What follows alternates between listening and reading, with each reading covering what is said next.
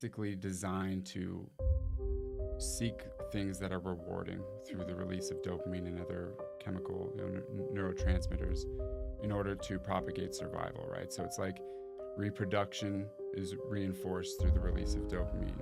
Highly palatable foods, when you eat them, they taste good, there's a release of dopamine, and this is all part of like learning. Yeah.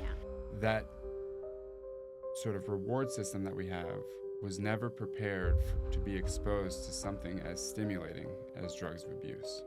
Okay. That drugs of abuse are like go right to the source and provide releases of dopamine and activation of this, what they call the mesolimbic reward pathway, to a degree that's completely unnatural. What happens over time is when you use these drugs, the brain responds to changes in the environment, if you will. So it's like there's a massive increase in the release of dopamine when you drink alcohol or whatever the drug of choice may be.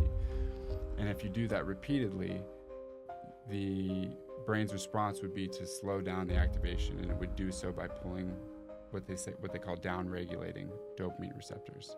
Okay.